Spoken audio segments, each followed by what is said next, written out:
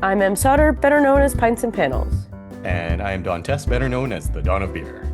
Welcome to episode 92 of the All About Beer podcast. Every episode, we talk with leading experts and take a deep dive into one topic in beer. This week, we're going to talk about how tasting rooms are turning into community spaces. But first, visit allaboutbeer.com and follow us on social media at allaboutbeer. And please visit allaboutbeer.com/support to support this show and others. So, Don. Yes. In Calgary, do the tasting rooms do anything cool? They range from, for a hot minute, yoga and beer was really popular, right? Oh, I've yeah, seen we had that. Yeah, that's still pretty taper. popular. Every brewery is doing trivia now. Yeah, that's true. Trivia is pretty cool. We have one brewery that does cold service. That's cold service is great. Big into There's that. a brewery here that does, I don't know if it's every week, maybe once a month, they do barbecue courses. Oh, well, that's cool. Paint all nights right. used to be popular. Those seem to have Yeah, gone I away. remember. No, I don't. Yeah, but I mean, Yeah, how about where you don't have a ton of tap rooms where you live though? well, no, we have a couple. I mean, we do trivia. There's the normal stuff, but then there's a local cidery does a sauna night What? and a In the cidery. They have No, sauna. no, no. It's like a tent that person comes in with. And then my favorite thing, so it's Longview Cider. They're on the other side of town where I live. Shout out to Jeff and the crew there. It's awesome. It's all outside. They do astronomy where like an amateur astronomer comes and like sets up his telescope and like you can peek in and see Jupiter. And then That's drink cool. cider and there's fire pits and stuff. And they do fire pit rental. So you can rent fire pits for the night for like birthday parties or like it's pretty cool. It's a really cool space. That does sound Yeah. cool. And anyway, we're going to be talking to some cool people about how they use their tasting room, how it's changed over the years. I think this is a really cool episode. Yeah. But first, if you'd like to help support the All About Beer podcast, reach out to podcast@allaboutbeer.com. But first, here's a word from our sponsor. This episode is brought to you by Athletic Brewing Company. Athletic Brewing's non-alcoholic beer tastes so good, you won't believe it's non-alcoholic. Their brews are available at over 75,000 grocery stores, liquor stores, bars, and restaurants nationwide. Or you can grab some of their limited time offerings directly from their website. That's where you'll find exciting innovations like their first ever nitrogen-infused dark brew, Emerald Cliffs. And right now, you can save up to 25% and get a free glass and unlock access to exclusive brews when you sign up for the Athletic Club and purchase 4 or more six-packs. Go to athleticbrewing.com to get brews shipped directly to your door or find retailers near you. Near Beer. Terms and conditions. Certain limitations apply. Athletic Brewing Company. Fit for all times. Escarpment Labs is the official yeast partner of Pink Boots Brews. Their Pink Boots yeast is a versatile German Kolsch strain that works across different beer styles. In light beers, it delivers bright, white wine-like aromatics. In hop-forward beers, it drives clean, citrus-forward biotransformation. Every purchase supports the Pink Boots Society, with 15% of proceeds funding scholarships and professional development for women and non-binary people in brewing. To place an order, email sales@escarpmentlabs.com. Today's episode is brought to you by Salvo, a 100% hop-derived variety specific aroma extract from Hopsteiner. Get all the benefits of variety-specific concentrated hop flavor without the unnecessary bitterness or vegetal matter.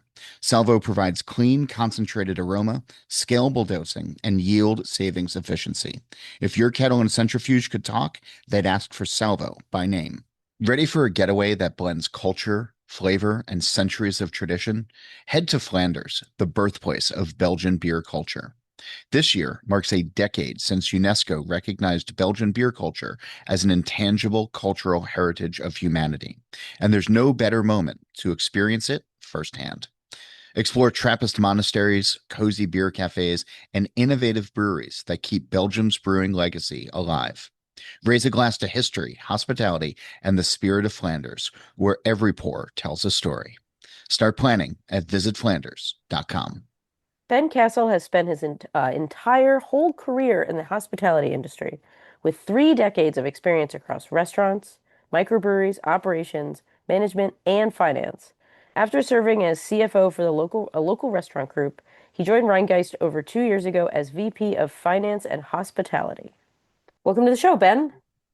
Thank you. Happy to be here. So Rheingeist has been around for quite a long time. When did you guys start again? Taproom opened in 2013. That's when the Okay. brewery started. All right, so it's 13 years. hmm How has the tasting room experience changed over those 13 years, and what do you think has driven those changes? It's changed quite a bit. I mean, it started in only part of the space that we're in today. It started with no air conditioning. So actually, this past summer, we added additional air conditioning on top Oh, of what okay. we had in Because the past. yeah, when I was visiting, you did not have air conditioning, and it Yeah, was it was quite hot. Yes.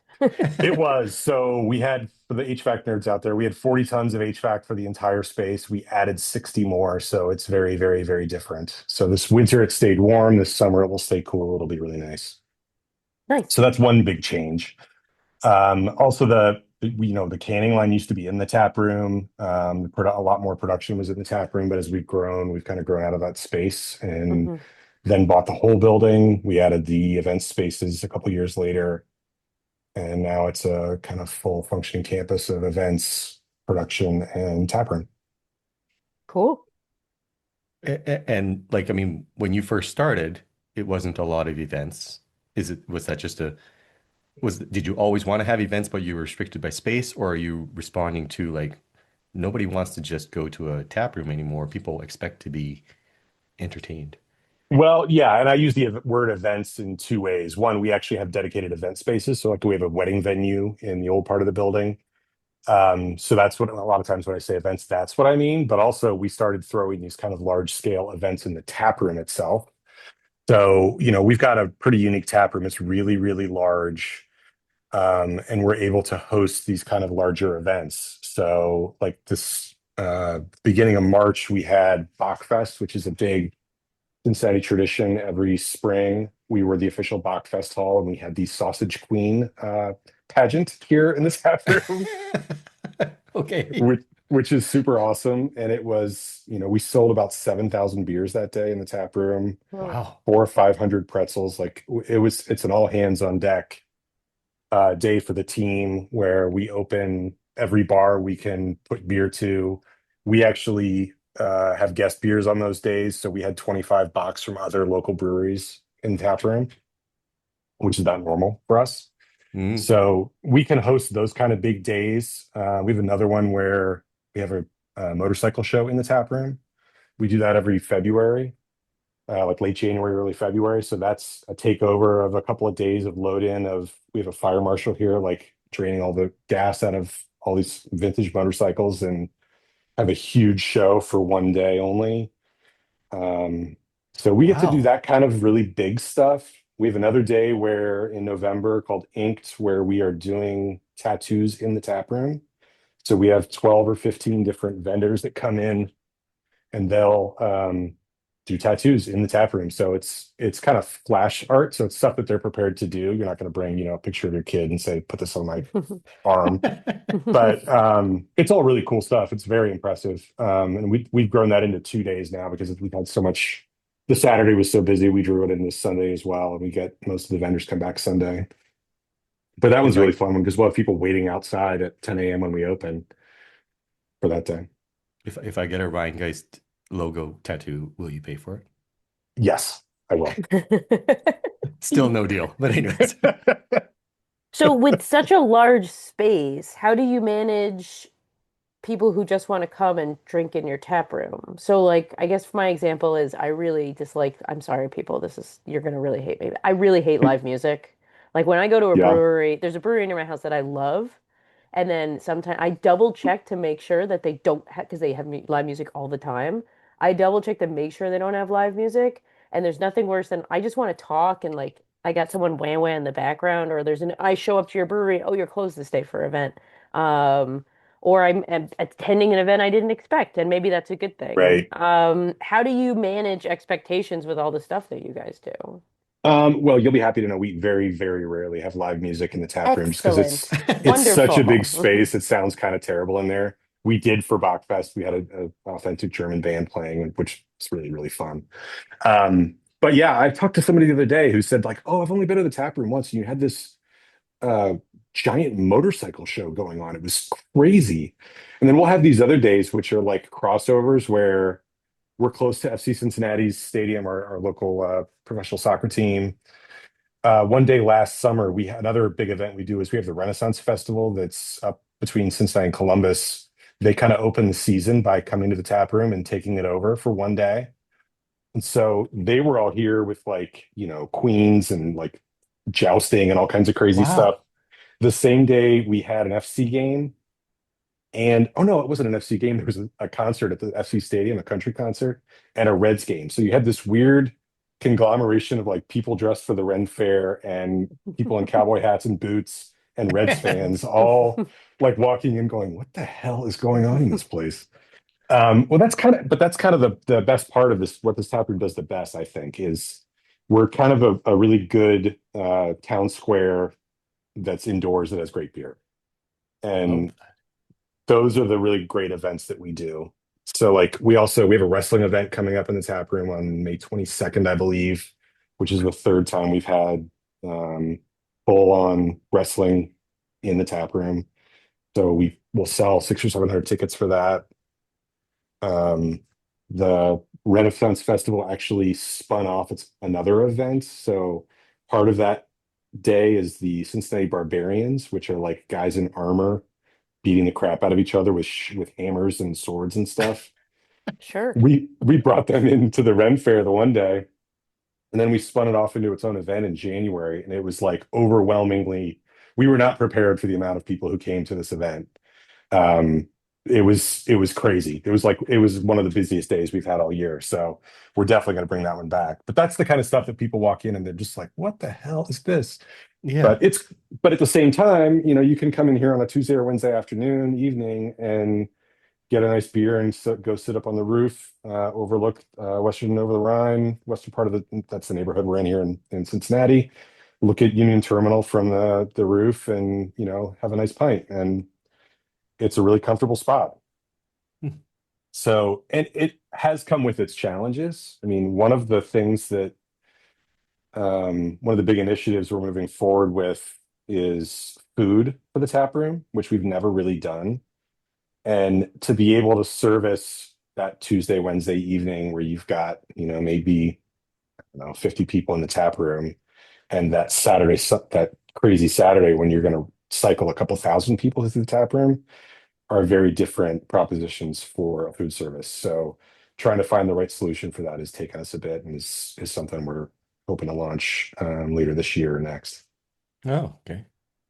It sounds like you have all sorts of events. How do you decide what events to host? How do you decide, no, that's not for us? And like, what was your most popular event, and was the popularity a surprise? I'm asking you a whole bunch of questions all at once Sure, here, but sure. was the popularity a surprise? And how do you manage that? Like, do you ever like run out of beer, or what do you, when you're understaffed, what do you do? When you're understaffed, everybody just digs down a little deeper. We've all been there and tries to get what we can get done. We typically don't run out of beer. That's one nice thing about the place. We've got multiple bars with lots of stock. And as far as most popular events, I'd say a lot of the stuff I've already mentioned. Like Bachfest is the busiest weekend all year. That's actually 3 days. It's a Friday evening, Saturday, and Sunday, and that's a extremely busy weekend for us. But we have had some stuff that surprised us. Like I mentioned, the Barbarians. We did another thing on a much smaller scale that sold out 2 nights in a row, which was Braids and Brews. So we had a woman come with mannequin heads and wigs to teach dads how to braid their daughter's hair, which was the coolest thing in the I've world. seen other breweries do that. Like, what a fun, cool, Yeah, like Cool. that's so smart and yeah. weird and also weird, but Yes. cool. So we did it. We announced it, and then it sold out. We added another night to it. That sold out. So we're going to do another one here soon. But that was one that was. It's like, oh, that sounds like a cute idea, but it was like, boom, sold. So that was a good one. But yeah, as far as how we pick what we do, honestly, we just want to bring people here and let them experience the space, let them experience the beer, and be a part of a fun day. We like the idea of the spectacle sometimes, like the wrestling and the barbarians. that before I got here, the Cincinnati Museum Center asked if they could, I don't know how this exactly happened, but they had a dinosaur that they needed to move. And they're like, can we put a dinosaur in your tap room for about 3 months? What? Yeah. So there was a full-on dinosaur in one end of the tap room for about 3 months early on in the tap room's life. That's when I'd love to figure out how to repeat, but you don't get a dinosaur every day on loan. Um, you mentioned, for example, the braiding thing that, you said sold out instantly. How do you get the word out? Is it just social media or Mostly, yeah. yeah. Okay. Yeah, social media. We do a little bit of direct email and stuff, but by and large, it's social media. We've also got signage within the tap room. So as people cycle through, they'll kind of see the next 3 months calendar of what fun stuff is coming up. Because there's some recurring stuff, like we do line dancing on Mondays. We've got disc golf every once in a while. Another cool one we do is it's called Art on Vine, which is a kind of traveling um, swap meet kind of deal where they typically in the summertime it's out in Washington Park, but in the winter comes to here. So um, yeah, so Cool. And so how do you charge for every event? Are they free? Like what's the logistics? Is there a ticket site you work with? Is there I Ticketmaster is mean, the devil. no, I mean, you know no, what I it's mean, but yeah, like yeah. how like this seems like a lot of work. Like what's the staff like it's how many people are really just focused on events on your team? So for as far as ticketing, the only thing that I've mentioned at all here that we've sold tickets for is resting, and that's because that one's really expensive for us to put on. Okay. Because I mean, there's a team that comes down. I think they're based in Wisconsin or Chicago, and there's 7 bouts, 6, 7 bouts of usually 2 to 10 wrestlers in each bout. So there's a lot of people involved in that. They bring a lot of people into town for that, put them up for the night. So that one costs us quite a bit. And so the tickets typically just we break even on the cost of putting on the event, and then we just get the beer sales. But Hmm. everything else is free. We've got a really strong taproom management team, and they've all been here. Um, Gosh, I think they've almost all been here for 10 years. Oh wow. Um, yeah, at least 2 of them are very close to that. Um, so they've kind of seen it all, and they've helped put all these together. And so like when Garage Brew, the motorcycle show comes through, it's, Karen knows who to talk to. She talked to her last year and the year before and the year before that. So a lot of it is done that way. And we've got a team of maintenance folks here in the brewery that set everything up.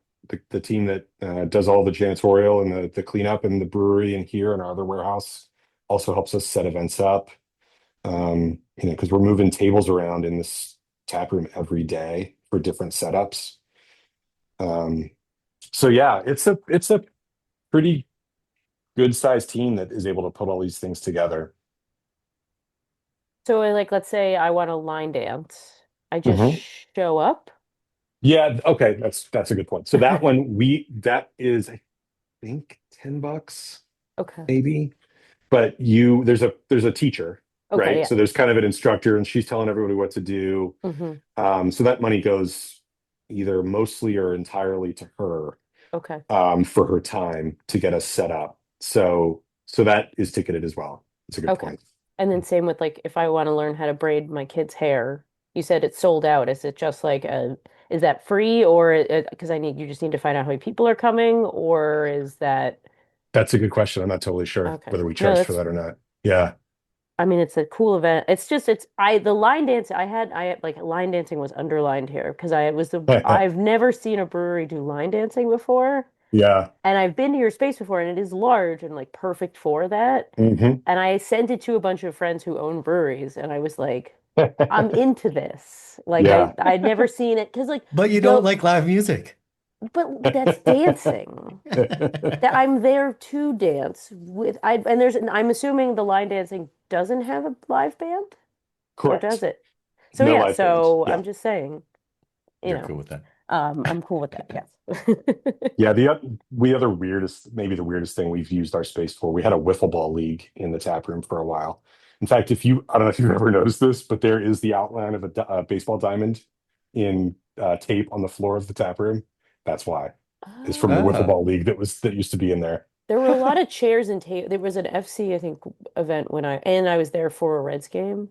So Oh, there was cool. it was very, and it was also exceedingly hot when I was Yeah. there. Yes. And but anyway, okay, I think I remember that. There's just so much, Yeah. like I really like how many you could do so much. There's like nooks and crannies, and when like I Yeah. was excited that when you were coming on because and I know I follow you guys, so I know how many events you do. Um Yeah, and then that doesn't even really mention some of the events we do in the events space, which obviously we host weddings, we host, corporate events and stuff over there, but we do have some events that happen on that side as well. mhm. Like we did a Taste of Emo concert over there this spring. So there's some cool stuff that happens on that side of the kind of the building as well. Um, so and that's a somewhat separate team that puts some of that stuff on. So we'll do these candlelight concerts frequently. So I don't know if you're familiar with those. Oh It's like yeah, sure. a oh Yeah. string yeah. quartet that performs by candlelight. Those happen upstairs quite a bit. Live music, M's favorite. But But see, that sounds good. that sounds it's not Yeah. that's not wham wham wham. Anyway, here's Wonderwall. That's a Yes. string quartet. Yes, Playing exactly. Wonderwall.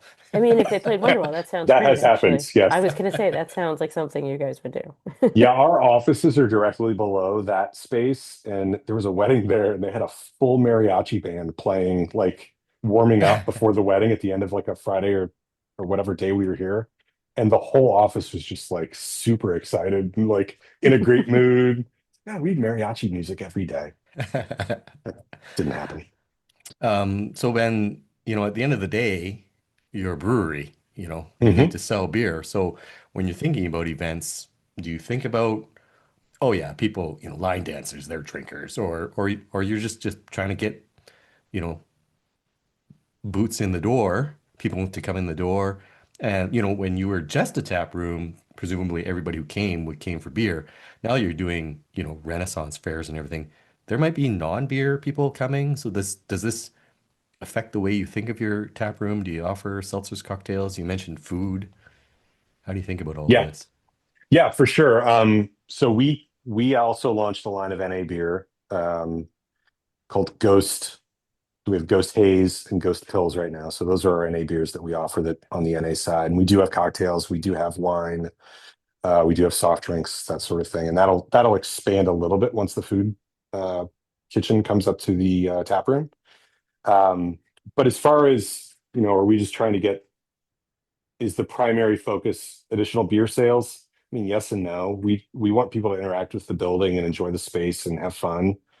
um, I think the more people associate this building with, having a good time and really being a big part of the city, the better it is for us commercially and in the tap room as well. So, I mean, we get a lot of people who take the streetcar. They're like you said, and they're going to the Reds game and they take the streetcar up. I always know who the Reds are playing because they'll be, you know, last weekend there was Tigers jerseys in the tap room. Right now there's And you Colorado let those Rockies people jerseys in the in? tap room. We do. Oh my I Yes, did gosh. we not wear do. my Red Sox jersey into your tap room. Oh, Yeah, just yeah. saying. So, I mean, it's all about just getting people into the space. That's really the priority. Yeah, okay. Do you do any events with I know you do events with the soccer club, but Mhm.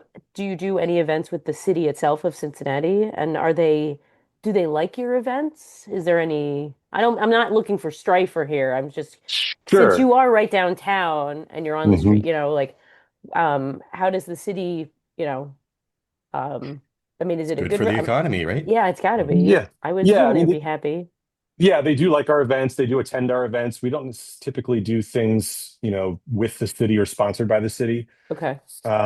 But I'm open to Cincinnati, if you're listening. it. And I'm Yeah. sure they're big Oh, regular, all about being how about regulars. how about a Thanksgiving Day turkey drop Oof. from your rooftop? That would be funny. Free Sorry, advice, everybody. Here we I go. I Yeah. interrupted. Sorry. No, no, it's good. Yeah, that would be funny. Two parts, or maybe I'm looking for two different answers to this question. Hmm. What's one thing you wish people knew about running events at the brewery? And the reason I want two answers is how do you want consumers to appreciate how much thought and effort goes into it? But also for listeners who own a brewery and have a tap room, what advice would you give them on about running events? Um, I think being prepared for them is probably the biggest advice I would give. We go into these really large events, and we know that these are going to be large typically. It's very rare when we are surprised by the scale of one of these events that gets big, because our Saturdays are busy anyway, you know? Mhm. But when the Barbarians was a little more than we expected, that was okay, everybody, let's huddle up, let's talk about this. How do we react to this better next time? How do we make sure that everyone has a very positive experience that keeps them coming back? Because at the end of the day, this is hospitality. We are here to make people happy and to make people comfortable. And if we fall short of that, we need to understand why and make sure we do better the next time. So that's probably my advice to other operators, and that's what they do anyway. Mhm. And as far as, I don't think our guests need to be burdened with knowing if it's difficult or not to put events together. I just want them to be happy and enjoy them when they come. Oh, I love that answer. Nice. Ben, thank you so much for coming on the program. If people want to reach out or learn more about what Rheingeist is doing, do you guys have social media or website? Yep, Rheingeist.com is the website, and our handles. We have a handle for the tap room specifically, which is just Rheingeist Tap Room, and Okay, our great. brand's handles Rheingeist. Awesome. Great. Thank you so much for Awesome. coming on the program today. We really appreciate it. Yeah, of course. All right, cheers. Cheers. Thanks. And we'll be right back with Colin McDonough of Oak Flower Brewing after these messages from our sponsors. If you're dreaming of a trip with character, charm, and world-class flavor, Flanders is calling. It's been 10 years since UNESCO honored Belgian beer culture, and Flanders invites you to celebrate this milestone where it all began. Walk through brewing traditions that span generations, meet passionate makers, and savor beers you won't find anywhere else. Come discover why Belgian beer culture is more than heritage. It's a way of life. Plan your journey at visitflanders.com. Let's talk about brewhouse efficiency. Replacing pellet loads with salvo can not only boost aroma density, but reduce true load and increase beer wort. Seems like simple math, but if it's still not obvious, replacing pellets with salvo can give you more beer per batch with better brewhouse efficiency. Salvo, designed for brewers who are tired of sacrificing yield for aroma. Escarpment Labs is the official yeast partner of Pink Boots Brews. Their Pink Boots yeast is a versatile German Kolsch strain that works across different beer styles. In light beers, it delivers bright, white wine-like aromatics. In hop-forward beers, it drives clean, citrus-forward biotransformation. Every purchase supports the Pink Boots Society, with 15% of proceeds funding scholarships and professional development for women and non-binary people in brewing. To place an order, email sales@escarpmentlabs.com. This episode is brought to you by Athletic Brewing Company. Athletic Brewing's non-alcoholic beer tastes so good, you won't believe it's non-alcoholic. Their brews are available at over 75,000 grocery stores, liquor stores, bars, and restaurants nationwide. Or you can grab some of their limited time offerings directly from their website. That's where you'll find exciting innovations like their first ever nitrogen-infused dark brew, Emerald Cliffs. And right now, you can save up to 25% and get a free glass and unlock access to exclusive brews when you sign up for the Athletic Club and purchase 4 or more six-packs. Go to athleticbrewing.com to get brews shipped directly to your door or find retailers near you. Near Beer. Terms and conditions. Certain limitations apply. Athletic Brewing Company. Fit for all times. Colin McDonough is the co-owner and head brewer of Oak Flower Brewing Company, a craft brewery he and his wife Leanne founded in late 2022.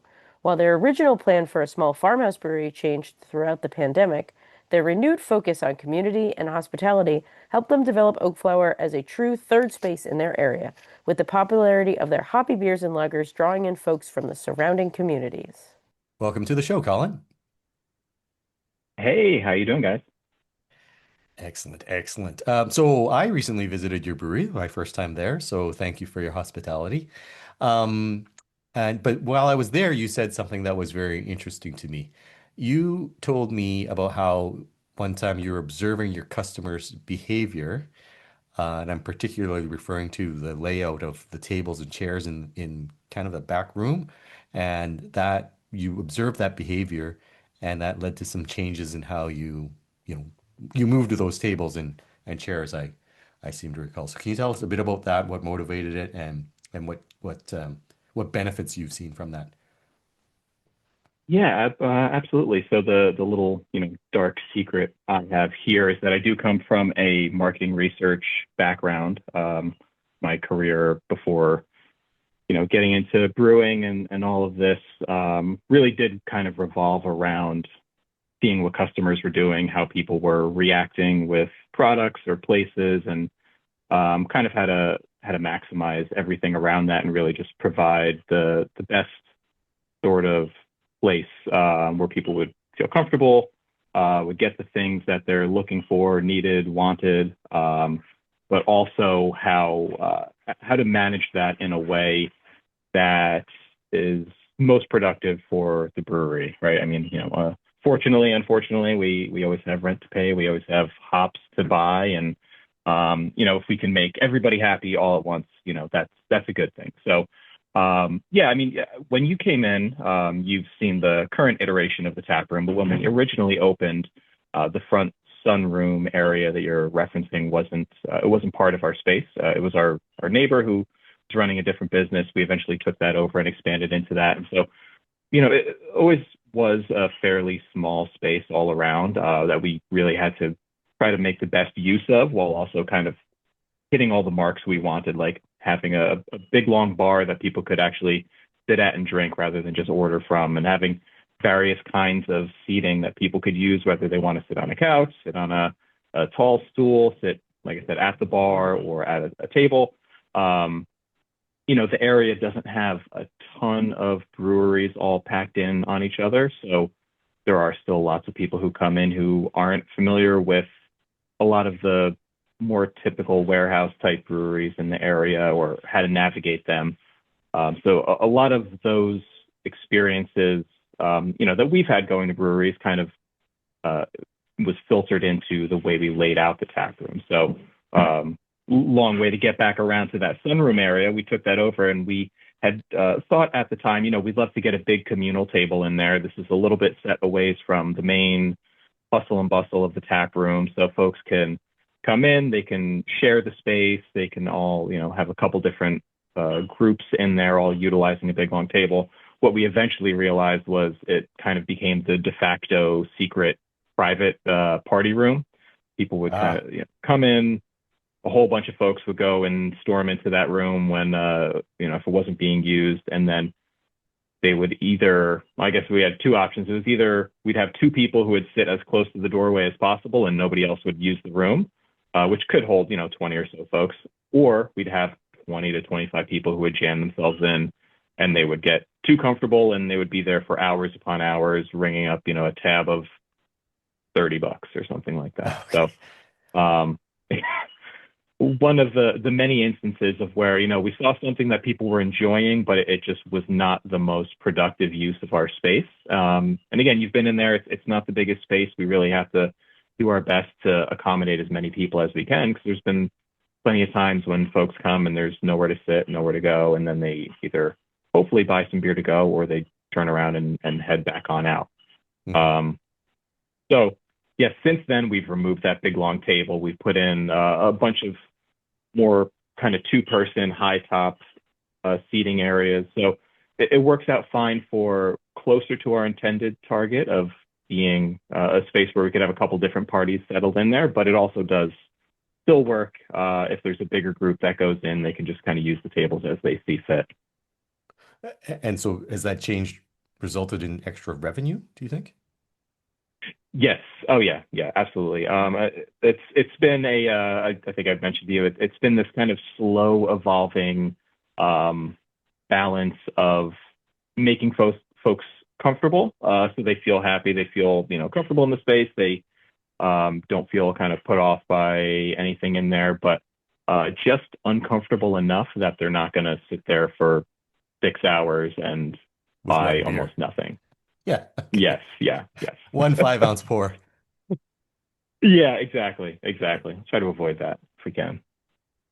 I mean, a lot of people have got this if I build it, they'll come and drink attitude. But the way that you're talking, it really sounds that you're very deliberate in how you run your space.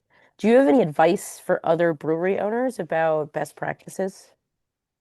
I mean, the biggest advice, I could give is really just explore a bunch of different similar sort of hospitality focused places. We would, before we set up the whole place, and even still now, we'll visit new coffee shops, new small cafes, new restaurants, new breweries, and just put on our most New Jersey nitpicky attitudes and just be hypercritical of everything. There's plenty of breweries I love where I go in and I'm like, wait, where the hell do I order a beer from again? Or where do I put my glass when I'm done something? Like where does the glass go? Do I give it back to the guy across the counter? Do I have to have an awkward interaction where I'm like, is this yours? Is it mine? Do I go here, there, wherever? All of those little tiny things we just get very hypercritical about and try to find ways to proactively resolve them before we ever have to have that interaction. So whether it's just signage showing new people, okay, come over here to order, put your glasses over here. Or, again, like I mentioned, we have lots of different seating areas for people who they're comfortable coming up and sitting at the bar, they're good to go, but people might not want to do that. Maybe they want to go sit in the corner and hop on a work call, or they want a softer cushion space because they've brought their kids and they want to be a little bit more comfortable and not have the kids balancing on chairs. So we have spots for that. So it's been really just watching the demographics of the folks we have coming and going, and seeing which areas they gravitate towards and, what they're doing within that, with all of this, again, hyper criticality on top of it of, I don't like this, I don't like that. And, sometimes it feels like, being a negative Nancy over here, but that's what you kind of need to do to really curate the space to fit the community best. And that's really what we've pushed ourselves as, is this kind of communal third space where people come after work, after picking up kids from school, in between various events and things over the weekend. They can just meet up with folks and they feel comfortable, they feel happy, they have all of their needs somewhat resolved, or at least put off for the time. And we can serve them as best as we can. Do you really find that like younger people sit a certain way and older people gravitate to like the bar? Is there like a real clear division like that? Oh yeah. Really? Like Yeah, what? Like absolutely. what? Like what? I'm Yeah, like, I'm pretty so much when you exactly what you mentioned said. about, There's yeah, when you mentioned demographics, I was like, hold on, tell me everything. Yes. Oh my gosh. Yeah. And that was again me like, oh man, this is my jam. Like this is what I used to get into. That it's a small brewery. We're not selling millions and millions of pints and cans. That I could go dig through data for that, but I can still now reference what we have and use that to kind of tailor things going forward. But yeah, a lot of older gentlemen will sit at a bar because that's what they're used to. They're used to going and sitting, and they pay cash, and they want to order face to face with somebody and have that comfortable sort of situation. And as Don saw, we have one TV in the place. We tried to avoid the TVs for a while, but that's You know what? another I little actually didn't change. notice the TV. Oh, you didn't? Oh, okay. No, So yeah. if where you were sitting at the bar, if you looked all the way to the right, there's one TV up on the wall that really is kind of set up for those, older gentlemen who are going to sit at the bar and probably want to sit with a buddy and watch a baseball game at night, Okay. or watch, football game on Sundays. And as we really like intended the space to be, this kind of screen free, let's go in and talk to people face to face and actually, have that personal interaction. We were seeing at certain points in the year, at certain times of day, that folks who we expected to be there would kind of trickle off because they were going home to watch the game because we didn't have TVs, or Sundays during football season, we'd have a big lull when whichever, local big game was going on. People wouldn't be showing up because they were meeting with people face to face. We just didn't have their, desired activity going on. So that was an easy one. It's one TV. We put on whatever the big, sports event is at the time. We throw it up on there, and then those folks who are looking for that, they can come here for that, and they can sit down and watch the game, whatever it is. But there's still they're not there solo. They're usually there with a buddy. They're there with a group. They're doing what we wanted. It just we realized that they wanted to do it in a different way. But yeah, I mean, types of seating, right? We'll see a lot of young families sitting in. Again, we have this one corner that has some cushioned seating and some lower bench stuff. We'll see a lot of families go and sit over there. It's a little bit more open if kids are playing on the coffee table. Again, it's like less sharp edges, all of these little kind of tiny details that work better for, a 30-something couple or two couples coming in with a couple kids. Other folks, even younger folks, right? The 20-somethings who we kind of have a hard time. I think everybody has a hard time getting to come out and drink alcohol these days. They tend to shy away from everything. They'll go towards the sunroom area where it's a little quieter. They can have their desired experience somewhat away from the older guys sitting at the bar watching sports and things like that. It's this kind of funky little spectrum of various experiences throughout our small tap room there. Just a specific question. When there's no game on, is that TV off? Sometimes, otherwise we'll just let the staff grab whatever they want to throw up on there as kind of background, something to look at if there is somebody at the bar who is there by themselves. There are a handful of guys who come in, after the workday or whatever it is, and they just kind of want to hang out and have a beer or two. Me, selfishly, I'll put on old skateboarding videos and things like that, whatever I feel like watching at the time. You can have The Simpsons on repeat. Em and I would like that. We absolutely have had that. Oh, okay. That is for sure. I also found, I'll admit, and I think I told you this, I'm a guy who likes to have flights in a tap room, and you do not offer flights. I found it interesting how thoughtful you were about that, though. You do offer flight size pours, but you didn't want to have flights. And then after some experimentation, you decided to limit customers to 2 small pours at a time.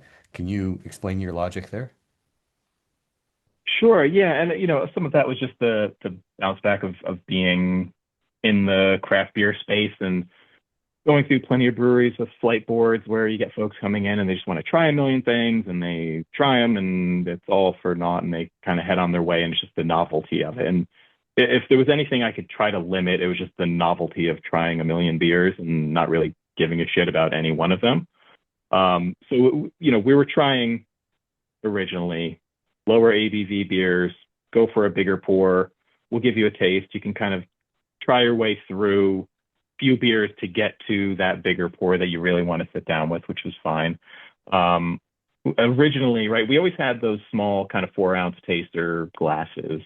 But like you referenced, the issue we had was, we do a lot of beers that look similarly in a glass, and without like a flight board or some sort of contraption to identify them, we were having the issue where people would come up and they'd want 4 tasters, and they'd get 2 pale lagers and 2 IPAs, and then they'd have them on the counter and they'd walk away and like, well, wait, which one was which again? And without dipping a finger in it and tasting it myself, I don't know. I mean, you could take a guess. I'm sure they're all good, but we had a bit of an issue with that on top of just logistically people trying to juggle a handful of glasses. So yes, we did fairly quickly chop that down to, we have the 4-ounce pours for pretty much everything, but it's 2 at a time. Nothing goes flat, nothing gets too warm. We can usually pretty easily identify which is which, as of course, as we're putting them up on the bar or handing them across, we're very clearly delineating between them. But for folks like you or plenty of people who come in who do still, against my best wishes, still want a whole bunch of tasters and then they're on their way, they just come and grab them 2 at a time. And if they're seated at the bar, it's even easier because we can kind of take a little list of what they're looking for or set up the tab ahead of time and then just kind of keep refilling and keep them going as they get their make their way through the list of things they want to try. But even with that, we try to be as accommodating as possible. We still have, I think it was our first like non-5-star Google review was from a guy who, referenced something about craft beer being all about flights and how we didn't have flights and that was the worst thing we could have done and Oh, yada yada. that wasn't me, to be clear. That was not my. I was gonna say, Don, is Yeah, that we'll see you? about that. Yeah, we've got Don's fake Google Ah, set up there. Don, can't take you anywhere. So I mean, you seem like very passionate about the tasting room experience.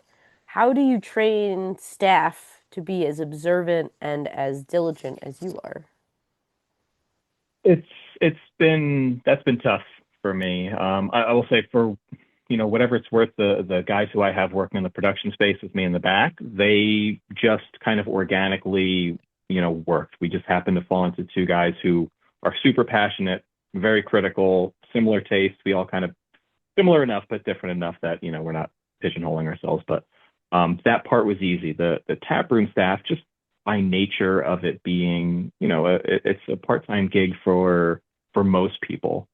There's only so much of their life I can expect them to devote to, perfect check pours and hyper diligence about all these little bits and pieces. And I find myself getting frustrated all the time, but I'm like, all right, they're not, their life doesn't revolve around this, right? For better or worse, it's a fun place to work. It's a cool place to work. They get to talk to people.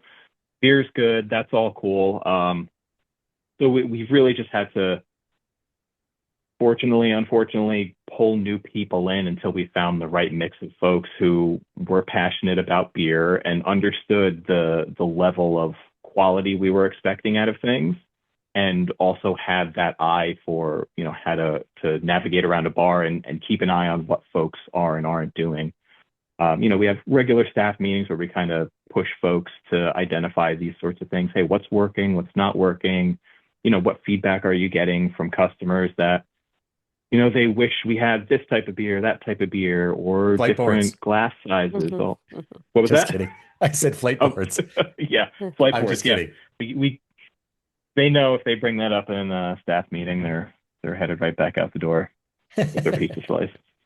Um, but yeah, no, it's really just trying to keep that constant feedback loop going and engaging them as much as I can, just to kind of keep it all top of mind, right? So as soon as I get lax about asking folks and being proactive about it, then everyone else starts to follow suit, and then everybody gets lazy, and we end up missing a whole bunch of things. So as much as I can stay on top of it without being an annoying asshole that I usually am, then they kind of just go right along with that vibe, and they tend to be more diligent about it, more mindful, more perceptive of what's going on.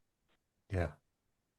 Um, I think that it's human nature that we tend to notice the negative over the positive, and hence somebody giving you a non-5 star, Google review over one thing that he didn't like or he or she didn't like, even though there was probably a bunch of things that were right.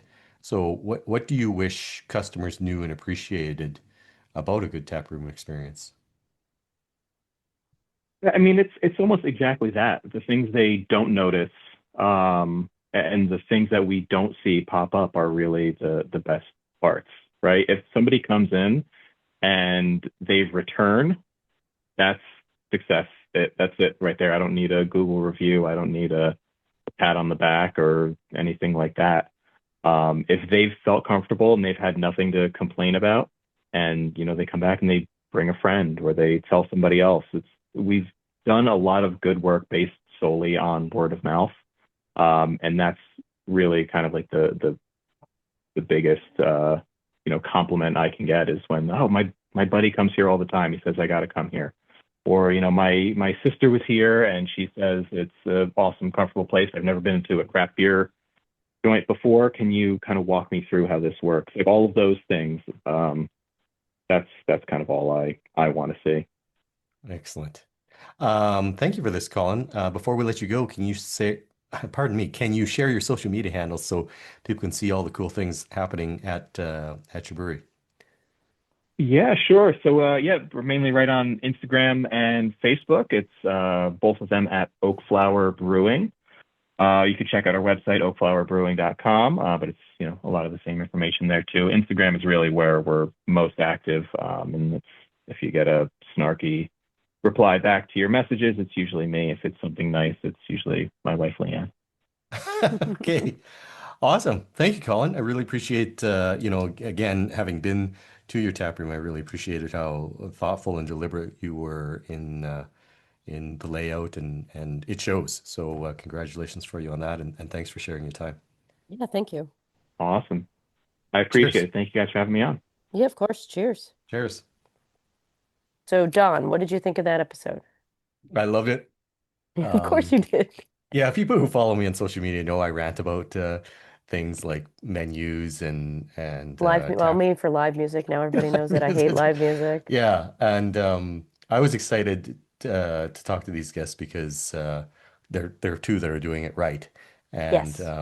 I like the idea, uh, that Ben doing creative things, and then Colin with a much smaller space, doesn't have he can't host a Renaissance fair, No, but you he can can't. be observant and deliberate about what he is how he is using that space, rather than I think there's too many brewers. This is me getting on my soapbox again. Who are just Hmm. like, well, this is the way I do it, and if you don't like it, you can get Yeah. the fuck out, So I like this. I How about like you? that. I think it's really cool, like how Rangeist uses. It's such a big space. If you've never gone, you got to see it. It's gigantic. Um, and motorcycle show. I Yeah. never thought about that. And then I've never thought about like how old you are may determine where you sit and where you're most comfortable as well. Talking with Colin, like that's I learned this is one of these episodes where like you think you're just going to talk about a tasting room Yeah, and you come out learning a because lot. you didn't know what you didn't know. I There we go. Yeah. Anyway, please, everybody, visit allaboutbeer.com and follow us on social media at allaboutbeer. And once again, visit allaboutbeer.com/support to support this show and others. If you have any expert questions for us, the experts, email podcast@allaboutbeer.com. That's also the email for feedback, suggestions, or to inquire about supporting this show through advertising. Don, how can people reach out to you? Oh, I am at the Dawn of Beer on X, Threads, Blue Sky, and Instagram. On Facebook, I am different. I am at the Beer Dawn. And I always like receiving emails from our listeners. Please email me, Dawn at thedawnofbeer.com. How about you, Em? I am at Pints and Panels on Blue Sky, Facebook, and Instagram, and my website is www.pintsandpanels.com. And this is just one reminder, everybody who's listening.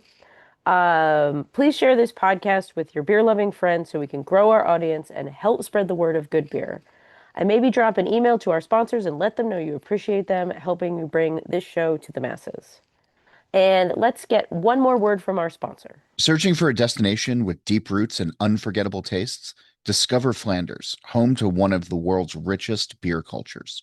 This year marks the 10th anniversary of UNESCO's recognition of Belgian beer culture, a perfect reason to explore the breweries, cafés, and traditions that shaped it. From monastic brewing to modern craft, every sip connects you to centuries of expertise. Experience the warmth, the stories, and the spirit of Flanders. Begin your adventure at visitflanders.com. What can I say? Once you go salvo, you don't go back. Better yields, repeatable performance, and fewer hop solids to drag you down. No more heavy hop loads, no bitterness spikes, just variety-specific hop flavor. It's the easiest way to sharpen your aroma profile while improving your yields batch after batch. Find out more at shop.hotsteiner.com or ask a sales rep how Salvo can help you. Escarpment Labs is the official yeast partner of Pink Boots Brews. Their Pink Boots yeast is a versatile German Kolsch strain that works across different beer styles. In light beers, it delivers bright, white wine-like aromatics. In hop-forward beers, it drives clean, citrus-forward biotransformation. Every purchase supports the Pink Boots Society, with 15% of proceeds funding scholarships and professional development for women and non-binary people in brewing. To place an order, email sales@escarpmentlabs.com. This episode is brought to you by Athletic Brewing Company. Athletic Brewing's non-alcoholic beer tastes so good, you won't believe it's non-alcoholic.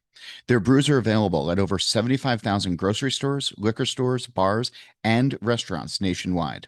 Or you can grab some of their limited time offerings directly from their website. That's where you'll find exciting innovations like their first ever nitrogen-infused dark brew, Emerald Cliffs. And right now, you can save up to 25% and get a free glass and unlock access to exclusive brews when you sign up for the Athletic Club and purchase 4 or more six-packs. Go to athleticbrewing.com to get brews shipped directly to your door or find retailers near you. Near Beer. Terms and conditions. Certain limitations apply. Athletic Brewing Company. Fit for all times. This show is produced by All About Beer. Visit allaboutbeer.com for articles, notes on this show and others, and to connect via the newsletter and social media. Cheers, everyone. Cheers.